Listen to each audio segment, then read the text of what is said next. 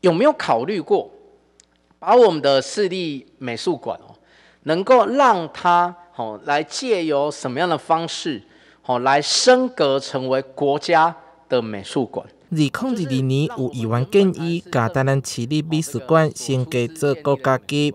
如今文化局证实，互看做赖清德总统伫台南市长任内重要政绩的台南市美术馆2馆，将要成为台南国家美术馆。我们也确定，在董监事会的这个讨论跟通过之后，跟这个文化局共同来争取国家级美术馆在台南的这个事情。台南市美术馆2馆伫2019年开幕，以行政法人模式经营。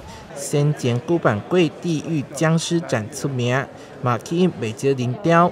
不过市府每一档需要补助1亿的经费，造成不小的负担，而且经费正逐档下降。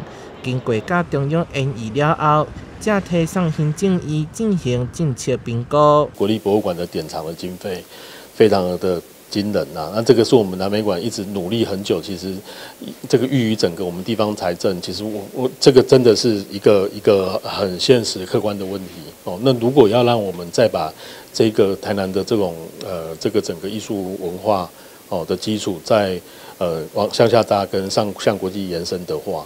那我们其实会期待有更多的资源。虽然对文化方面有帮助，但过外界质疑市府加17亿打造的美术馆无偿移拨予中央。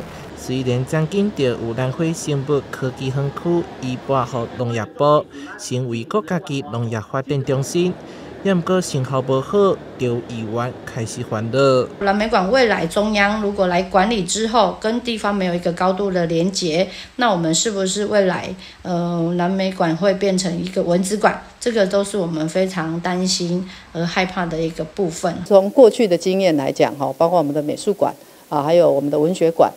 也有这种所谓无偿拨用给中央来管理，提升它更大的这个服务内容。我想这个都是好事情。文化部预计在明年3月成立筹备处，台南国家美术馆会找来什么款的艺文发展，地方拢相当期待。